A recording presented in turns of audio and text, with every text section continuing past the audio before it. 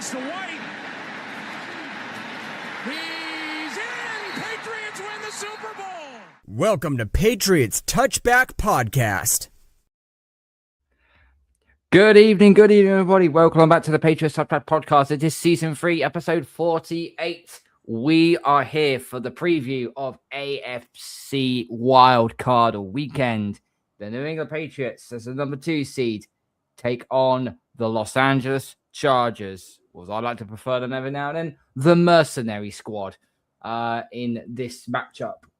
A lot of talk has been happened over the week, and we have got a lot to talk about regarding of this game. A lot to break down. Sadly, we don't have a guest with us on tonight. However, I have got Kieren, my co-host, on board with me. How are you doing, buddy?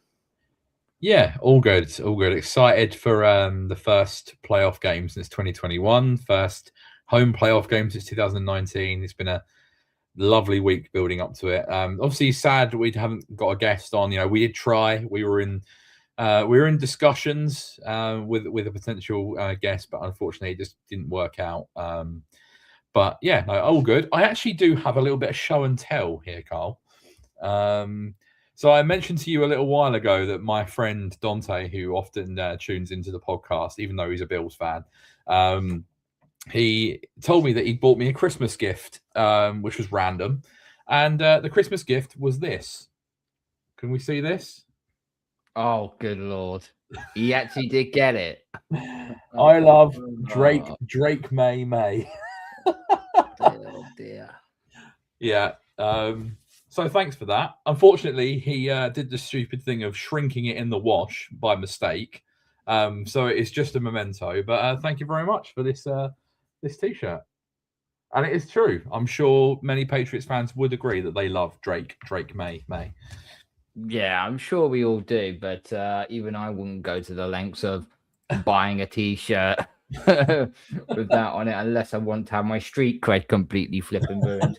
But anyway, listen, we got a lot to break down in this game. So for everyone that's locked in, smash the like button, the subscribe button, tell all your friends, follow us on social media platforms, follow the podcast on Spotify and Apple. We're at 73 subs now. We're 27 off 100. So let's get there as soon as we can, shall we? The Super Bowl is we're literally a month away. The Super Bowl is a month away. So 27 subs in a month. Let's see if we can try and get towards that, shall we? Okay. So the Patriots are facing the LA Chargers, the team that we all predicted that we would probably get in Wildcard weekend. Where do you want to start off with first? Because we could instantly go straight towards the injury report because there was a lot of talk going around of, you know, an illness breaking out in the camp and so on. Trayvon Henderson had to leave on Friday. Wasn't a practice on Friday due to a personal matter. But it seems like that all has seemed to have calmed down now. The Chargers, the Bruins have just scored again. It's down 9-2. Jesus Christ on the bike. The necrophilia challenge has started. Jesus Christ. As I was saying, the offensive line looked a little bit worrying. Garrett Bradbury was out with the illness. You had Vidarian Lowe and Ty Mumford out with the illness as well. It was a slight concern, but it seems like we're getting a lot of our key players ready to go. Butte was listed as questionable, I believe. He might have retweaked that hamstring again, so that might be like a snap count thing for him. Howell Landry is questionable with the knee, but he didn't really practice much all week, so I expect him to play. He just obviously needed rest. Corner Alex Austin. He's questionable with a wrist, but he's like our fourth corner, so not really the be all and end all. However, great news on the front. Jared Wilson out concussion protocol, which means he will be playing in this game. And of course, Morgan Moses as well came at full practice. And welcome back at linebacker, Bobby Spillane. Our leading tackler on the defensive side of the ball. The only one player that's definitely out, and it's a shame that he is. However, considering this team has not really got much of a running game on them, or is a below average running game, defensive lineman Kairos Tonga is out with a foot injury, and he's been out now for he's been out for like 3 weeks now. This will be the third week now he's been out for. I'm surprised if that was the case, they would have stuck him on IR. But what do you make of the injury report so far? Oh, I think with regards to Tonga, I think he must be relatively close. They must feel like it's not something that's going to hamper him throughout the postseason if he's not been put on IR. He must have been touch and go for this game this weekend, but maybe just not quite ready yet. Obviously, that's going to be a big loss. But such positive news with all the other players returning. Obviously, I think the big one is Spillane. Yeah, I think that's the quarterback of our defense. That's our linchpin. You saw when Spillane and Milton Williams were out, and when Tonga was out in spells, that we were a little bit more susceptible to the run. But to have two of those three back is a huge boost. The green dot guy, obviously, I think that's a real boost going into this weekend, particularly with how I expect the Chargers to try and play this weekend and how Jim Harbaugh will want to attack us. I think on the offensive side of the ball, I'm not concerned about Travion Henderson. He's not even been listed as questionable. I'd expect him to play. Obviously, a small personal issue. Booty, I think, as much as we love Kayshon Booty, I don't think this is the kind of game where that's drastic. And the reason I say that is that the Chargers are one of the best teams in the NFL against perimeter receivers, and they almost try and funnel all the passing game to the interior and over the middle. That's kind of how Jesse Minter likes to set up with his defensive scheme. So I'm not sure it would have been a Booty game anyway with the game plan. But if he can be out there in some capacity and give us an option as a chain mover and a downfield threat, then you just never know when that opportunity is going to present itself. So obviously you want him to play. And then there's Jared Wilson. I think that's good news. He's had a pretty solid rookie season, not spectacular, but solid. But I don't want to do Ben Brown a disservice because he's done a more than adequate job, stepping in for Wilson, but you just want that continuity of your first choice offensive line. So we're going to have that back. I think we're in good shape. We haven't really had any significant injuries. Tonga is the only one that you'd ideally want available. But other than that, I think we're in a good position. We'll be going into this game with a lot of confidence, and just looking forward to it now. So I would say the offensive line is at its peak performance right now, with the way it is. We saw Will Campbell return last week against the Dolphins, and he didn't look like he broke a sweat during that game. That was a nice tune-up, nice warm-up game for him. I don't think he didn't give up a sack, didn't give up any hurries or pressures. He was pretty much unanimous in that one. It will be good to see Jared Wilson back because he has improved over this time in his rookie year. And obviously, Garrett Bradbury is playing like one of the best centers in the game right now. So you look at that line and it looks significantly better. Obviously, Nyaren Tonga does have its flaws, i.e. he is the main nose tackle, but we've also used him in jumbo packages on the offensive side of the ball, which has helped Ramondre Stevenson and Trayvon Henderson run the ball. But we have, but you've seen in recent weeks that Thayer Munford has kind of been filling in that role, playing the sixth offensive lineman. So as long as Munford's available, I think that's, in terms of the offensive side of the ball, that's fine. Obviously Munford's not going to be your nose tackle, but certainly to be in jumbo packages, you can use him, like we have been. So you'd want Tonga available. He's been such a shrewd pickup. And I hope he gets extended. But you're going into this game with, you're only missing him. And yes, it's a significant loss, but you're good elsewhere. I don't think having Tonga available necessarily is the be all and end all in terms of a life or death scenario. On the Chargers side of the ball, they have released their injury report. Two players are out. Wide receiver Keandre Lambert Smith has a hamstring, did not practice. The safety Kendall Williamson is an ankle, did not practice. I believe, if I'm not mistaken, they are either third and fourth string players and they are special teams. So there's two players. So I don't think you'll see them playing as on the defensive side of the ball. But I think they've lost two main components here for their special teams. And considering we got one of the best punt returners in the game, that might actually help us instead there. There wasn't anybody that was doubtful. But here are the list of names that are questionable. Tackle Austin Deculus with an oblique, but he wasn't full practice. So he should be like the second tackle. But if you've seen PFF's rankings on these tackles for the Chargers right now, it's pretty grim. Offensive linebacker Bud Dupree with a hamstring was in limited practice. I think he'll be okay. Tight end Tucker Fisk, ankle injury. He was full practice. Defensive back Elijah Molden, hamstring, limited practice. He'll probably play. Linebacker Delshon Phillips, hamstring, limited practice. And the last one, because I always leave the best till last. Running back Omarion Hampton, ankle, limited practice. Now, I did see some pictures of their training, and when he did eventually came up for this limited practice, he had a very heavy ankle brace on, not on the ankle that he had repaired, on the other one that he injured. So I think it's not the case of is he going to play? My question is, how effective is he going to be? Because if that ankle, because apparently it's according to a doctor in sports medicine on X, apparently it's a moderate ankle sprain. That's why he had the heavy ankle brace on. So it's a case of how effective is he going to be? Yeah, I would expect, a pretty significant split between him and Vidal if Vidal's healthy.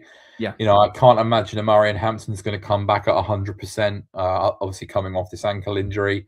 Obviously, he's a good young back. He's perhaps not had the season that people thought, but that's a combination of injuries and the fact that I'm going to quote Sam Monson here from Check the Mic, a former PFF, who called their offensive line like wet paper. When you're running behind that line and you're banged up, like, it's a recipe for disaster. But he's still a decent player, and obviously Vidal is very stylistically different to him. So I'd expect, that both of them are going to get a fair amount of work. Obviously depending on game script as well. But yeah, we'll see how that goes. I think if they're going to run up the middle, we might be all right. It's going to be outside zone. It's going to be outside zone. I think that's where Hampton kind of makes his money, is those outside zones. Obviously, Vidal's got a bit of juice, but I think if we can contain them inside, I think that's something we could potentially have a little bit of joy with, particularly with obviously Williams and Spillane being back. But yeah, we don't want them breaking one to the edge every time. Let's talk a little bit about Justin Herbert, right? So he's had to work behind that shoddy offensive line all season long. They lost their two prime tackles in Rashawn Slater and Joe Alt early on in the season. He's working behind probably the worst offensive line in the NFL, not just in the playoffs, in the NFL. Apparently, according to PFF rankings, their offensive line is apparently worse than what the New England Patriots were last year. Yeah, we saw how shockingly bad that offensive line was, didn't we? I'm just going to give you the statistics that he's had so far in those two playoff games that he's played. So 2022 against Jacksonville, obviously they had that 27-0 lead at halftime and they blew it 31-13. Not all necessarily on Justin Herbert's fault, but hey, I'll say this though: completion percentage was 58%, passing yards 273, one touchdown, no interceptions, and a pass rate of 84.7. And then there was the game from 24 against Houston, where they lost 32-12. Just under a 44% completion percentage, 242 yards, one touchdown, four interceptions, and a passer rating of 40.9. A lot of people turn around and saying they're picking the Chargers because they've got more playoff experience, while Drake Maye and New England don't have any playoff experience. And that is true to a certain degree, but let's not get it twisted here. The one word you forgot in that paragraph is the Chargers have experience in losing in the playoffs. We ain't got no scar tissue. So you're going to choose a quarterback that's already been in the wild card round twice and failed twice, instead of going for the hottest commodity right now in the NFL in Drake Maye, who right now has got a passer rating of 113 all throughout the season, and he's got a 72% completion percentage. Yeah, I know sometimes it's often difficult to kind of hark back to previous years because circumstances and teams are very different, opposition is very different. Obviously, the Chargers have struggled to get over the line, as have Buffalo. I think a lot of people are using the same example for Buffalo this weekend, because they've kind of failed quite a few times in the postseason, and could be looking at a first round exit this weekend if they don't turn up against the Jags. I think Justin Herbert's had a pretty good season. I mean, he has dragged them through the dirt all season. Losing to Pro Bowl caliber tackles, having your first choice rookie running back out injured for most of the season, and considering those surroundings for them to go to the into the playoffs with 11 wins, it's been pretty good. Herbert's had a pretty good year. Obviously, he's had to scramble a little bit more because of the pressure, and I think that the weaponry they've got is okay. I don't think they had a single player eclipse over 800 scrimmage yards this year. They seem to have a lot of guys that are getting kind of like 500-600 each, and it's being spread about, but no real guy. And it's a bit of a surprise considering Ladd McConkey had 1,000 yards as a rookie. But you look at who they've got. Obviously Keenan Allen is been an outstanding player in the NFL for many years, but he's coming towards the end now. Quentin Johnston started the season like an absolute rocket ship and has then fallen off. Obviously Ladd McConkey's been a bit underwhelming this season compared to what his rookie season was, and then Trey Harris, the rookie out of Ole Miss, who I was really high on in the draft process, has taken a bit of time to get going. At the start of the season, he wasn't getting a lot of looks, and I think as the season's gone on, he's been getting a little bit more. But still, you can tell that the rookie errors are there, and he still needs a bit of seasoning, a bit of development. So I don't think it's an offense that, as a whole, really terrifies you, but you just know that Justin Herbert has the ability to, as I said, as he's been doing all season, he has the ability to elevate those around him. And that's what makes it a good quarterback. And, he's going to need to play almost like what Josh Allen did in the second Buffalo game, where he turned into Superman in the second half and just couldn't be stopped. Justin Herbert is going to need to have a game like that, I think, for them to have a chance of winning the game. He's going to need to. You talked about Keenan Allen, okay? Now, I know he's not what he once used to be.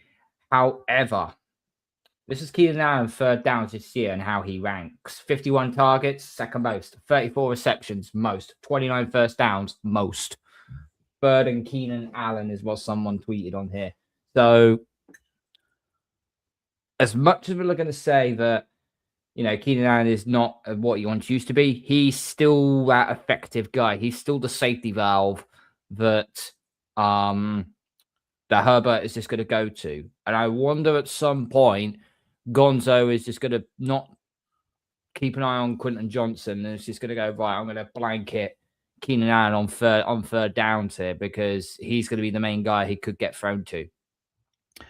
Yeah, and like I said, with kind of how they set up on defensively, the defensive side of the ball for them, is that Jesse Minter likes to suffocate teams to play over the middle of the field. So like their scheme is they protect the perimeter, protect the boundary, and everything is kind of funneled through the middle. I very much think that is the same way that I would expect their offense to go in this game. They will know that realistically, we can play, we can sit Gonzo in off coverage against Quentin Johnston, or we could play zone. Carlton Davis should be able to cope on the other side with, if it's Keenan Allen or if it's Trey Harris or whatever. But I would expect the middle of the field to be worked quite a bit. Obviously, a lot of targets for Lab McConkey, which means Marcus Jones potentially is matched up with him in the slot if we don't move Gonzo inside. And then obviously a Rondé Gadsden, rookie tight end, who's had, a reasonably nice season. I think he's had a down few weeks. He had obviously a drop touchdown and that a few weeks ago.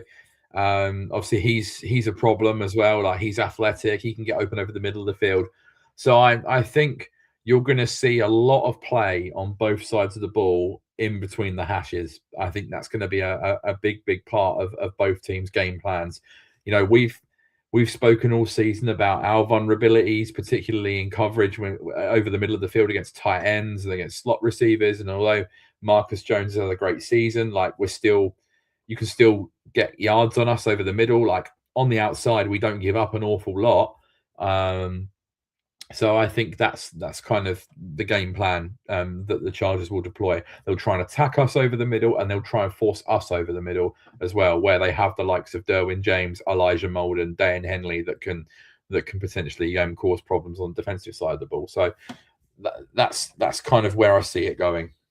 Yeah, I can see it going as well. So, Flippido, you talked about Jesse Minter, what he does. The Chargers, they play zone the fifth most time on defense, which is 80% of plays. So that is usually a problem for quarterbacks, except Drake Maye, he's been feasting on zone. Just under 75% completion, 9.2 yards per attempt, and 110.2 rating. If Jesse Minter wants to play bend, don't break, Maye's just going to play thanks for the 3 yards all day. Yeah. I think Drake Maye is going to have to be incredibly patient. I don't think it's going to be a case of letting it cook down the field to Kyle Williams and Kayshon Boutte. I think it's going to be just hit the open guy, take the easy, take the layups. Just take the layups to the slot, the layup to Henry, the off to Stevenson or Henderson. Do the small bits for the whole point. And the one thing I'll say as well, the Chargers, they rely so much on time of possession. They average around about 32 minutes time of possession. This is going to be a slow, methodical type of game that New England have got to play here. Yeah. The minute the Chargers snap and then they start attacking, then Drake lights them up. Yeah. Yeah, exactly. So he's going to have to be patient. They're going to run a lot of zone. I think PFF charted him as a 91 passing grade against zone this season. He's feasted on zone. Obviously, the Chargers will know that. They might try and confuse him with a few different looks. But they are a heavy zone team, and we're going to have to just take, as you said, take the layups, take the easy yards, move the chains gradually, long drives, 12 to 15 play drives, and just progress the ball down the field, try and run the football. I'd expect, with the way our running game has been in the last month, you're going to see a lot of Henderson, you're going to see a lot of Stevenson on the ground, feeding the hot hand. A lot of work for Hunter Henry. I think Stephon Diggs is, we've seen Diggs' record in primetime this year. I think Diggs is going to end up with a lot of targets in this game over the middle of the field. The big thing for Drake will be, like I said, patience, but also keeping the football away from Derwin James, because he is, can be a bit of a superhero on that back end. He's played a lot of nickel this year as well. So I don't know whether they'll try and put Derwin James on Stephon Diggs. But he's someone that, likes to be in and around the ball, he's very athletic. He's got a big wingspan. He's almost similar to what Kyle Hamilton does for the Ravens. So you're going to want to try and neutralize that threat and attack them in other areas. So that's going to be key. Trayvon Henderson and Ramondre Stevenson, they're going to need to have good games. Obviously not fumble the ball for Stevenson's case. But ever since he's come from his injury, he hasn't fumbled the ball once. He's been absolutely on fire. These are statistics from Henderson and Ramondre for this season. Trayvon Henderson, 180 carries, 911 yards, 10 touchdowns, 35 receptions, 221 receiving yards. Ramondre Stevenson, 130 carries, 603 yards, 9 total touchdowns, 32 receptions, 345 receiving yards. Both have been prolific in the running game when we needed them to be. Obviously, our running game is not quite great. I think what was we ranked?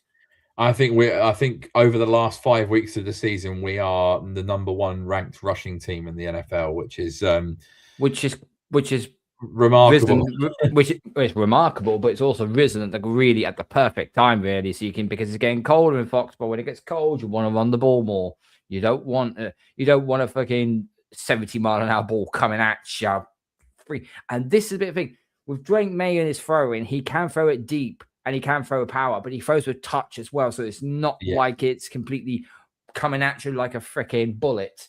Justin Herbert is also one of those quarterbacks who has got a cannon of an arm, but he has no touch. It is literally just a bazooka. It's literally a firing bazooka.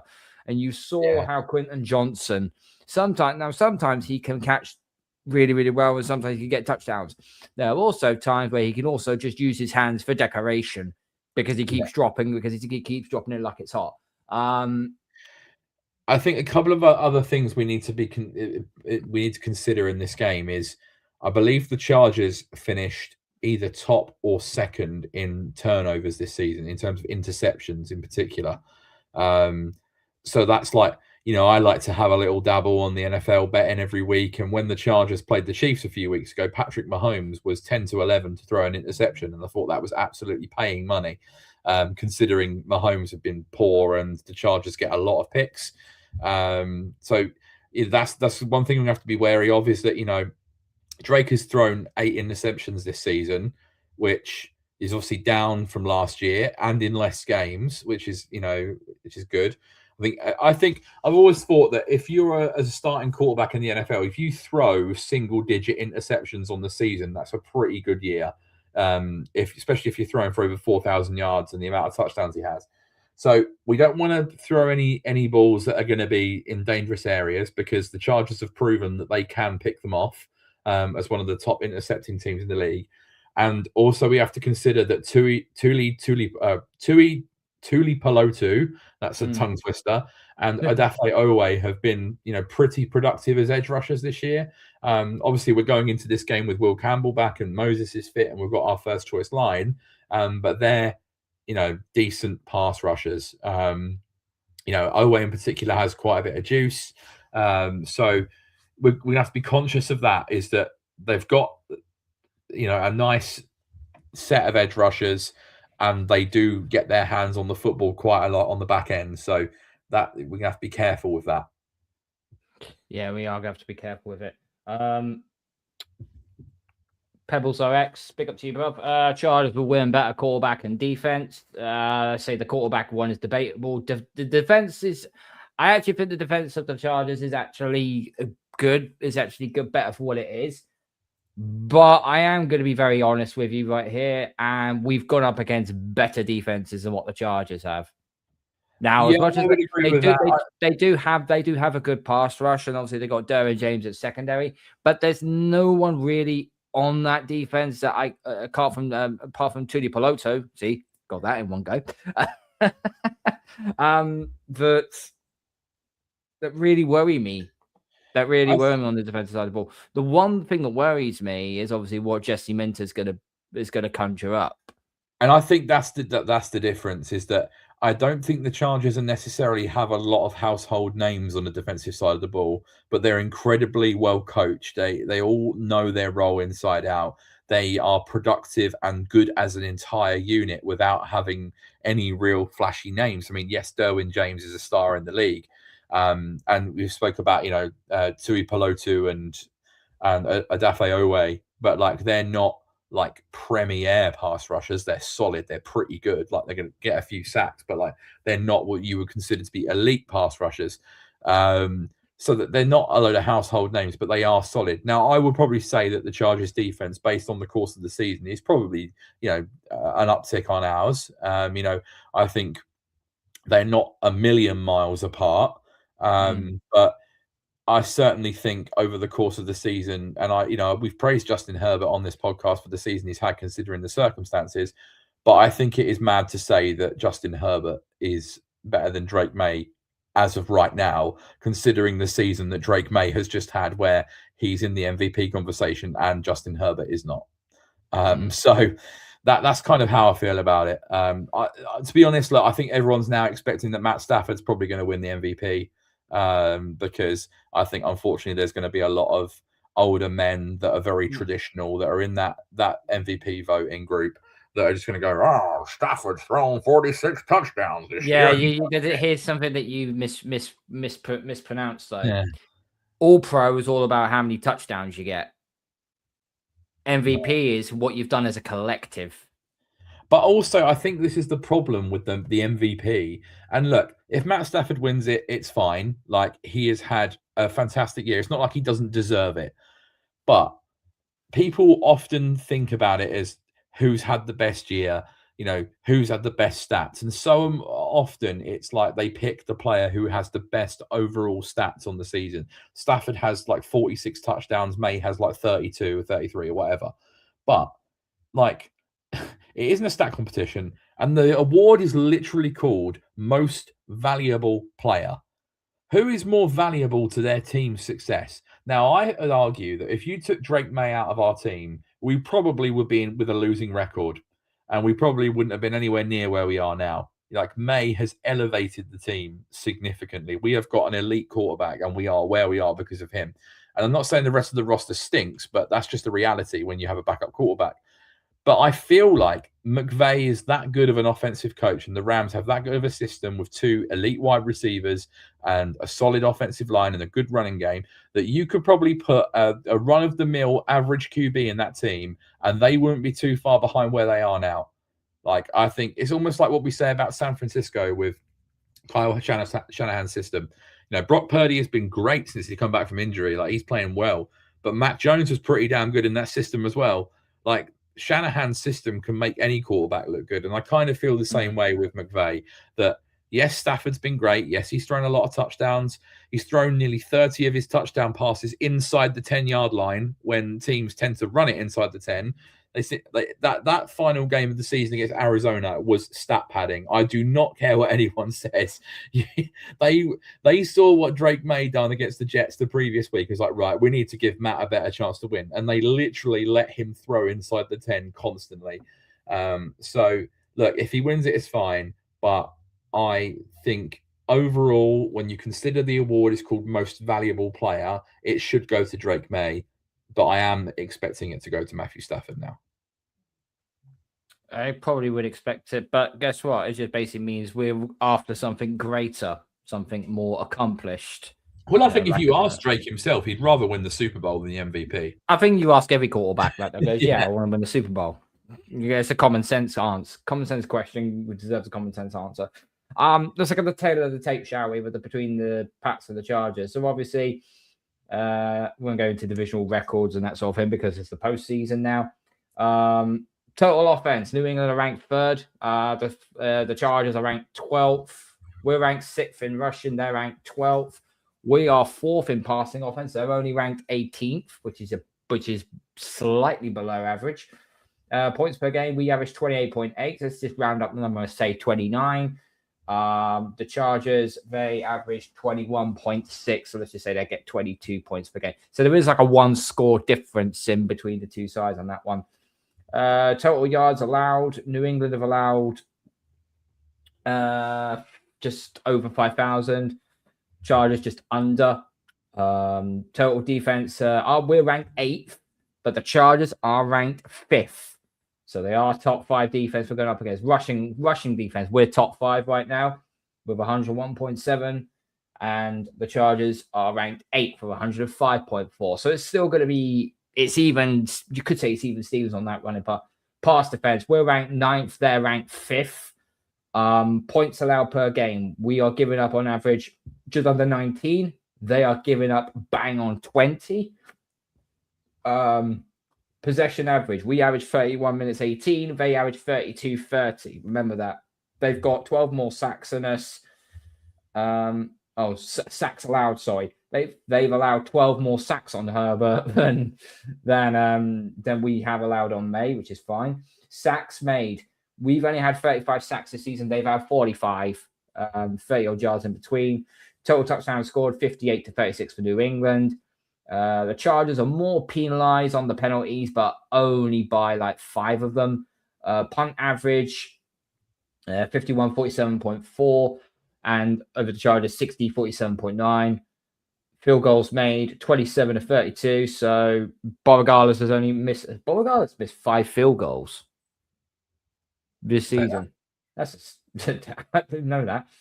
Oh, sorry.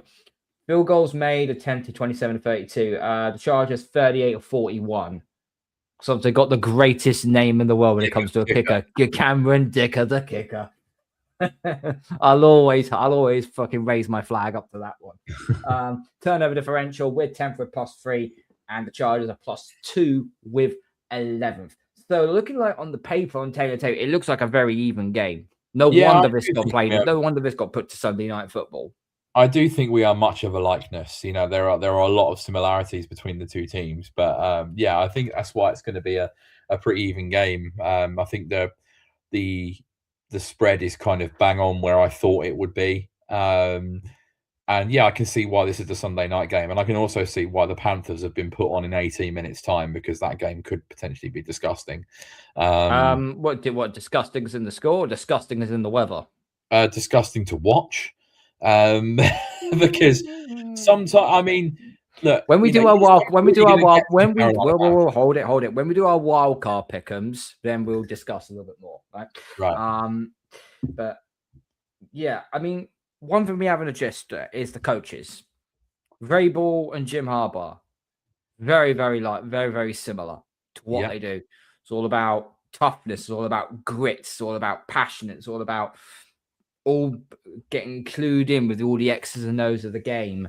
Whereas Vrabel's a lot more, how to put it, it's a lot more controlled. He's still aggressive, but a lot more controlled. I think Jim Harbaugh can be a little bit of a jack in the box at times. I think they're very much culture coaches as well.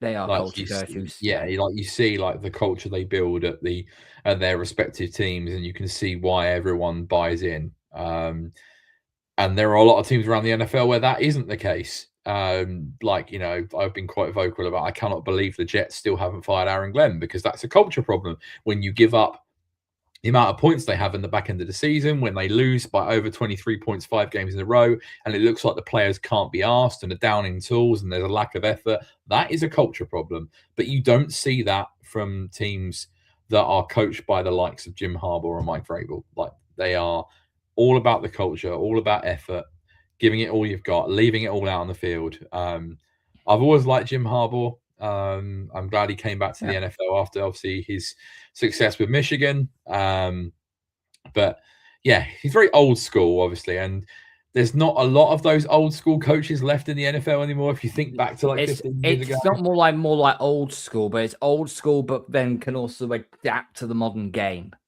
Yeah.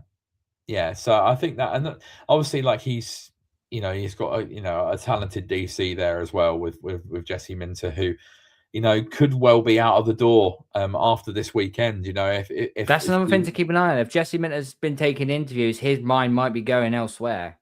Well, this is the thing. Like, if we win, then he could potentially be hired within the next week. Obviously, if they win, then they're still through. He's not going to be leaving for a little while longer, but that's the thing. So this is almost a little bit of an audition for Jesse Minter in a way. You could say that, yeah. Yeah. So if he gives up 40 points to Drake Maye, then guess what? No one's touching him. Yeah, and that's totally plausible. I don't see us putting 40 points on the Chargers unless it just gets absolutely horrendously bad. Records between us and the Chargers. Okay, in the postseason, we're 3-1 against them. The last time they beat us was back in the AFL before the merger in 1964, when we lost 51-10. In 2007, obviously we beat them 24-21. Obviously, that was the interception, then fumble back into our path game. In 2009, we won. I think we won 21-12. I think it was. We won, 21-12 in that game. And then obviously in 2018, that was when the media were doing that again. All of the media was doing that, saying how much the Chargers were going to come into Foxborough and beat the Patriots because they're going to be rusty. They haven't played. It's a divisional round. And freaking Sony Michel completely ran all over their dead carcass, and we won 40. What did we get? 41-28. That was a very much an anti-climax. I remember that, where they were talking up the Chargers of being a dark horse of the playoffs, and the Patriots run was over, and then Sony Michel said, "Fuck that." and the go put them back in their place. Yeah, and then obviously we went on to win it. So the rest of the Chargers could say that what I find really funny, and it's quite embarrassing for the Chargers, let's put it that way, was people would turn around and someone put a post out, and it was a video clip of Drake Maye getting sacked last season against the Chargers in week 17, where we were 40-7 down at the point. It goes, and someone tweeted saying, "Oh yeah, this is what's going to happen on Sunday." Let me put it to you this way: only one guy on that line still remains with us today, and that is Michael Onwenu. Your line last year for the Pats was Vidarian Lowe at left tackle, Layden Robinson at left guard, who is now gone. Yeah. Cole Strange at center, who is now gone. Michael Onwenu at right guard, still here, but he was the best of a bad bunch. And then at right tackle, DeMontre Jacobs, gone. Jacobs was a fucking cracker. It really was. That was our line. This line now consists of a first-round pick rookie in Will Campbell, who has been everything that's been advertised. Yeah. Jared Wilson, although he's a center, he moved to left guard and has actually done a very serviceable job. Garrett Bradbury, solid center. Michael Onwenu hasn't really put a foot wrong so far this season. And then there's Morgan Moses. Might be 35, but still playing at a very, very high level. Yeah. This offensive line is nowhere near as bad as what we had to deal with last year. And to top it all off, they also argued the same thing with the secondary as well. How bloody Herbert completely tortures. People have got a very short memory here. Christian Gonzalez went out early with a concussion. Your corners in that game were Jonathan Jones, Alex Austin, and I'm not sure who else. I think it was. I know that Marcus Jones was on IR, so he didn't play. Jabril Peppers didn't play. He was dressed, but he wasn't active for the game. Jalen Hawkins was still there, but at least he's improved. This secondary, the landscape is completely different. Like, the team's completely different. And also the big thing is the coaching, right? That was a Gerard Mayo team in a dead and buried season that had no confidence, that was undermanned, under-equipped, not confident, and just let's be real. Gerard Mayo was a DEI hire. Yeah, so and a nostalgic one at best. That is a completely different scenario to the one we're going into tomorrow night. Yes, we had Drake Maye, but the surrounding talent wasn't there either. We're in a completely different landscape now. I would not expect anything like that to happen tomorrow. I do have a bit of a bone to pick, though, with what a lot of people are saying heading into this game. Is we've spoken about the Chargers' offensive line. As I said, Sam Munson called it like wet paper. It has been poor this year, and I do feel sorry for them. To lose both Pro Bowl caliber tackles is rough. That is really rough.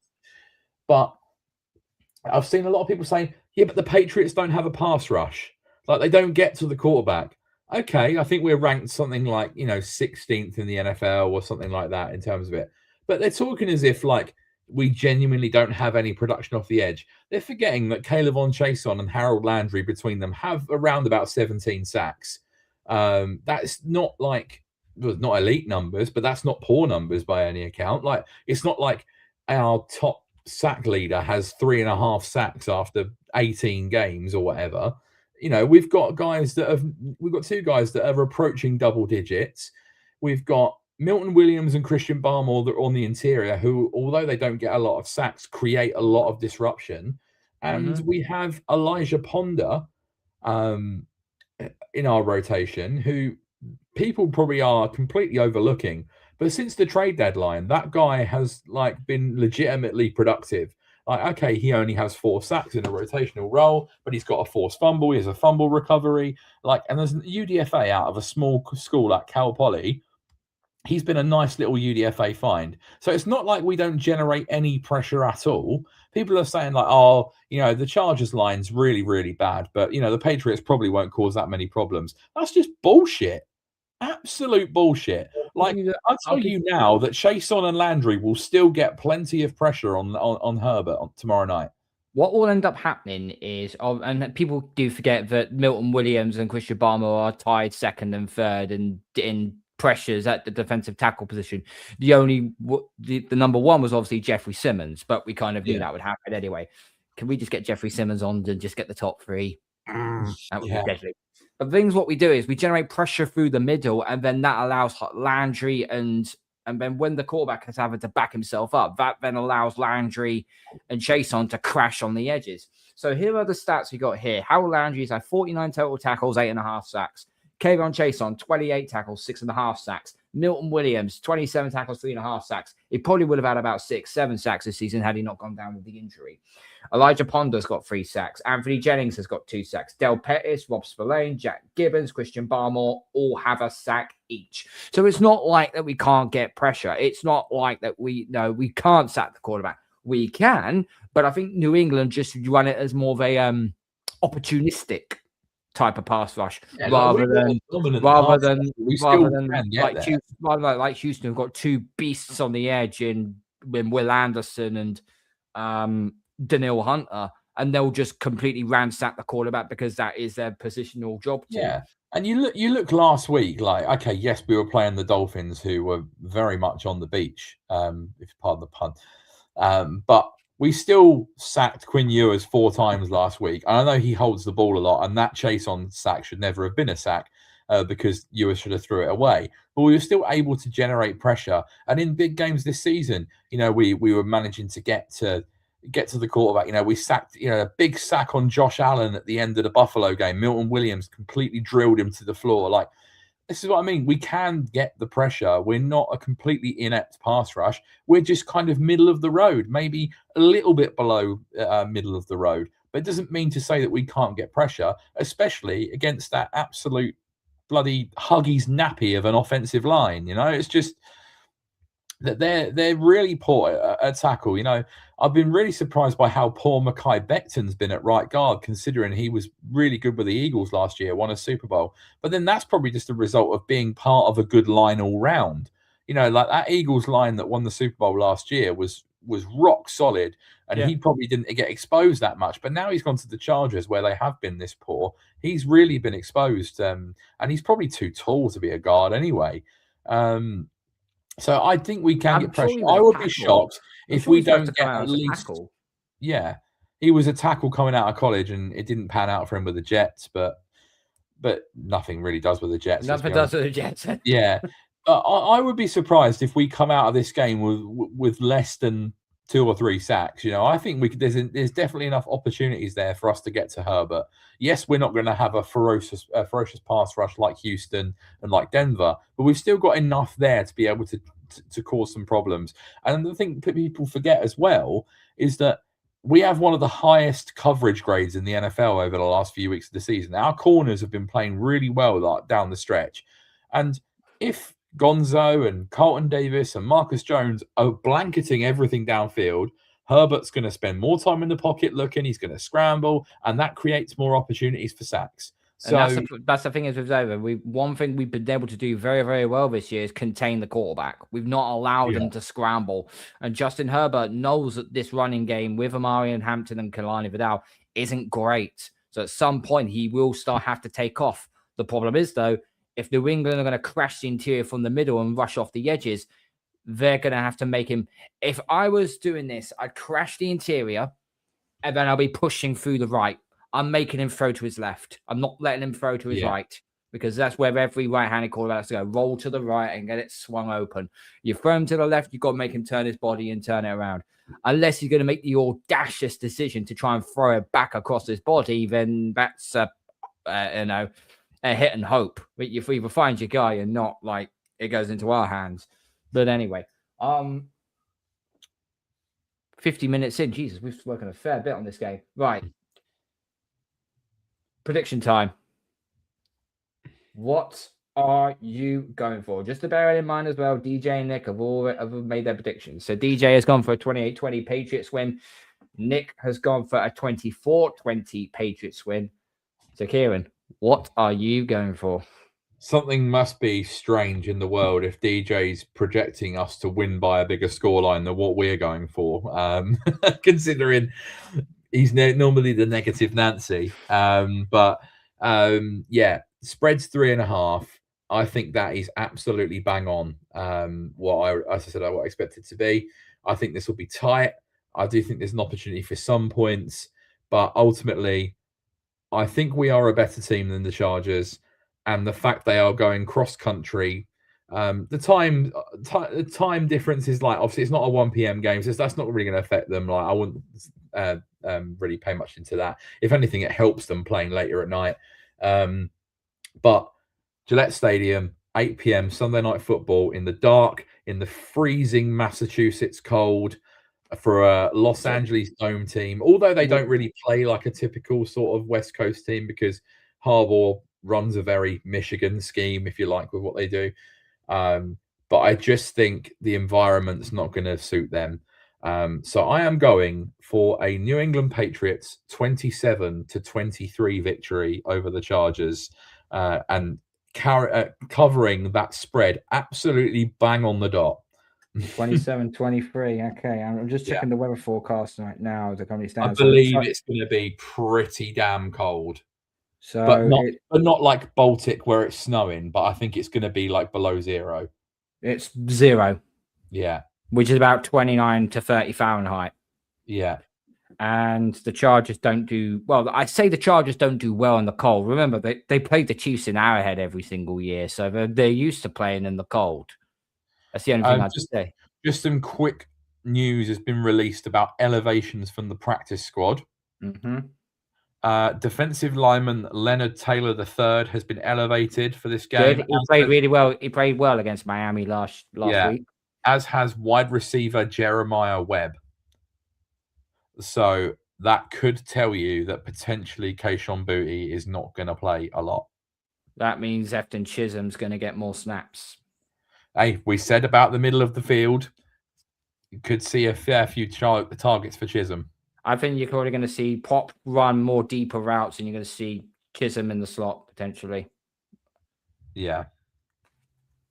I mean, can you imagine if we come back here on Tuesday, and who got the most receptions? Who got the most targets? Efton Chisholm, and it was all in the middle of the field. He's running slants. But yeah, I'm going 27-23, 4-point victory, bang on the spread. Okay. I think that's realistic.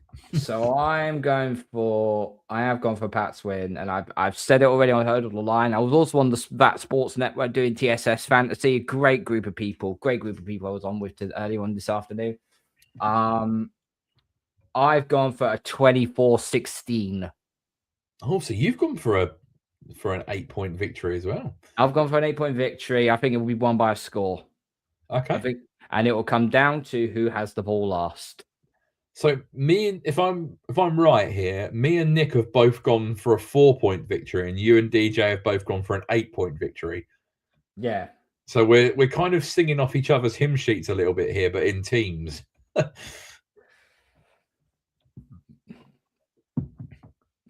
Yeah, we're gonna find out. We're gonna find out how it's all gonna pan out. Listen, we're in wildcard weekend. Last question before we do our pick'ems. Yeah. I'm not gonna do the spread bettings, okay? Because no point. Okay, so we just do the pick'ems for the wild cards, okay? Obviously, we've done ours, so that's the Patriots one. So there you go. You've seen it here first. Yeah. I've seen a lot of people, it's mostly all radio media, basically turning around and saying that if New England, what they've done so far is great. But some people said it'll be a failure of the season if we don't win tomorrow night against the Chargers. I don't think it'll be a failure, but it would kind of see how the team is as soon as we've played someone with a legitimate record. That's probably what the narrative is going to be. If we shut them down by winning, then it's like, oh, okay, so they have beaten the team that's way above 500 then. Yeah, I don't buy into that narrative of like, it would be a failure. I think it would be a real shame for such a great season to end that way. But I think we have to look back and enjoy what we've done over the past few months because, as we've said many times, we have exceeded expectations.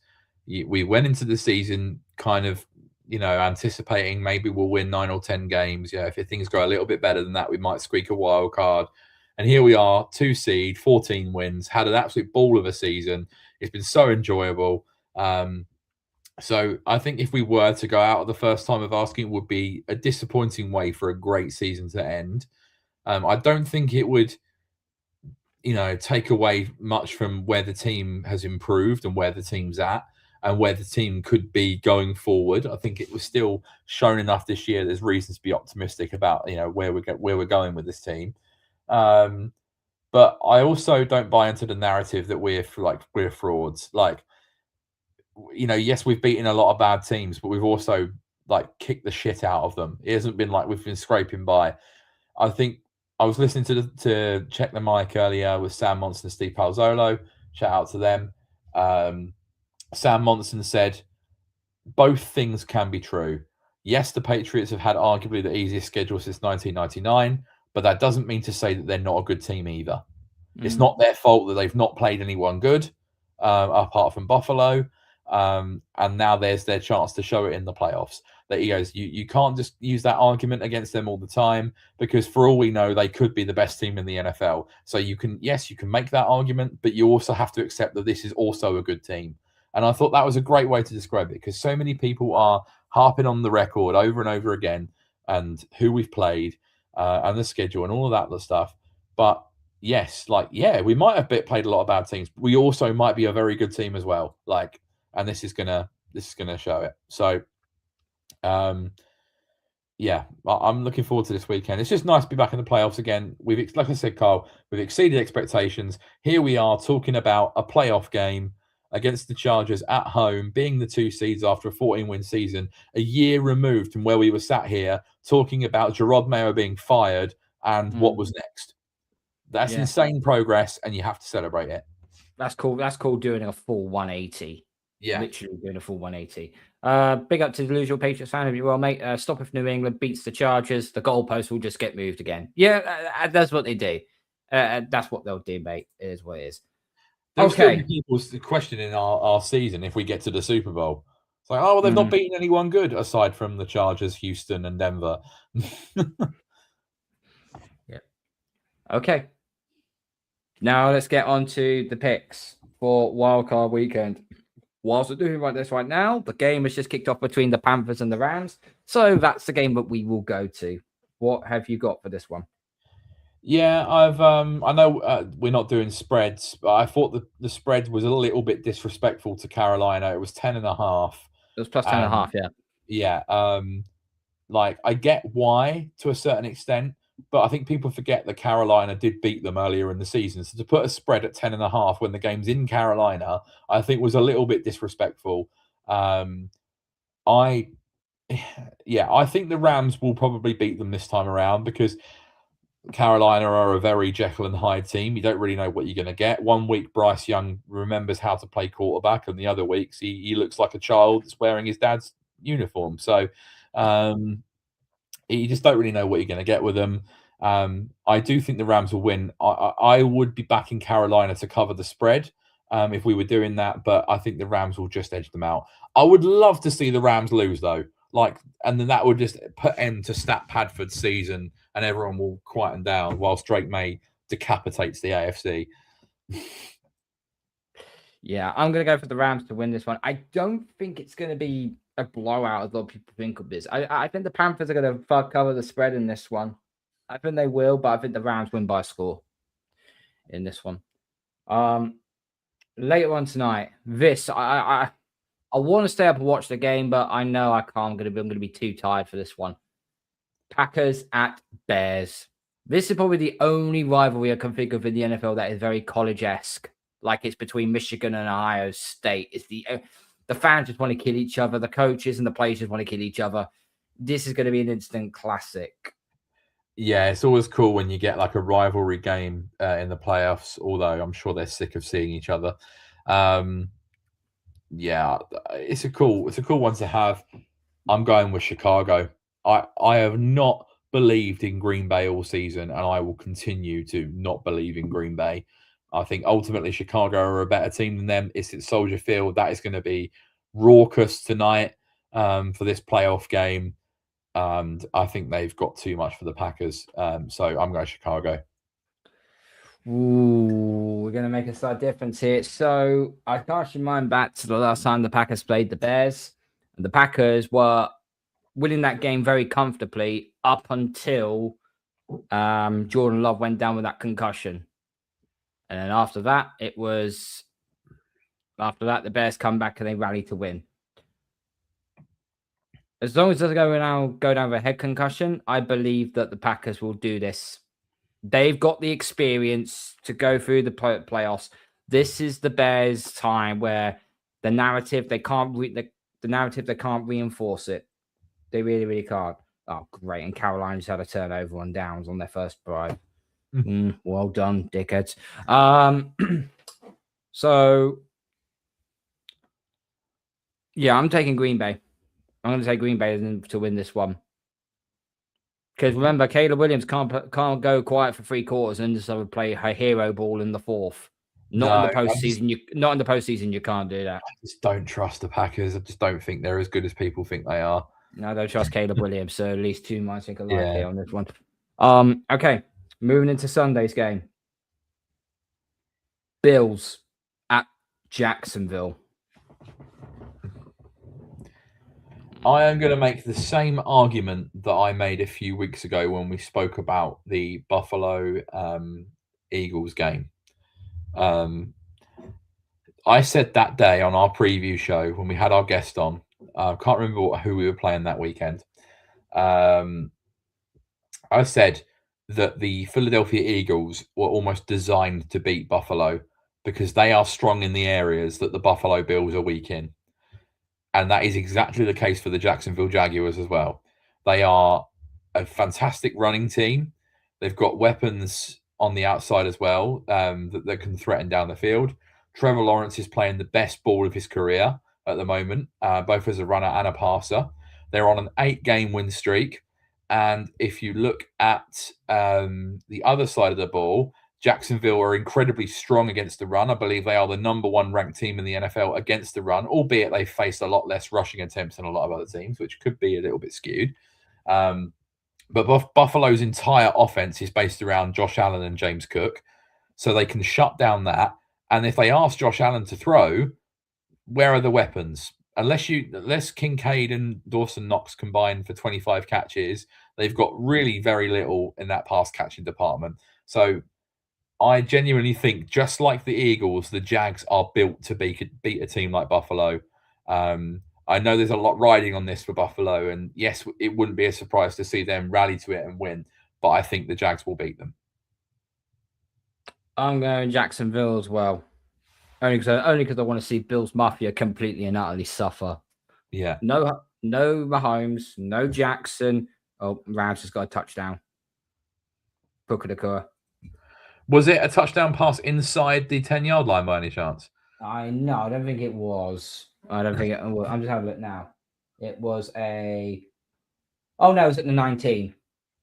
Okay. It was at the 19, actually. We'll give him that one. It wasn't an inside the 10 throw. Inside the 10 throw. Bloody Pat stutter. Anyway. Yeah, I just want Bills Mafia to suffer in this one, so I'm taking Jacksonville. But as I say, no Mahomes, no Jackson, no Burrow. If you lose to Mr. Sunshine, I mean, all my days. All my days. Moving on. 49ers at Eagles. Yeah, this is really tough. I could see this being the lowest scoring game of the weekend. I think the 49ers have a chance to cover the spread, and once again, I won't be shocked to see them win it. But I think Philly at home against a warm weather team with that defense and mainly because the Niners are so banged up on both sides of the ball. I think Philly don't need to do an awful lot to win the game with their offense. And let's be honest, Philly haven't had an offense for the back end of the season. I think their defense can win this on their own. So I'm going to go Philly in a low-scoring affair. I agree to a certain extent. I just don't. This Niners defense is just slightly worrying me. It's not great. They're banged up to hell with injuries. The worry me for the Eagles, though, is that they can't move the ball on offense if their life depended on it right now. So it's literally the immovable force against the stoppable object. So Yeah. I just don't. This is why I think this game will be like 13-10. Well, it's a good job I'm going to be going to sleep then before this. So this might be the game I might just snooze to. So, but I will get the Eagles to win this game.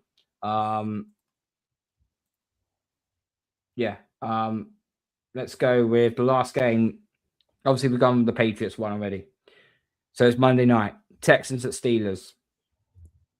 I'm taking the Texans. You know, running a little bit of a winning streak at the end of the season, a team that's going to cause Pittsburgh a load of problems. We saw how bad Pittsburgh have struggled, you know, without many weapons. And although DK Metcalf is back in this game, he's going up against Derek Stingley, who's an all-pro corner. Obviously, they have a lot of pass rush.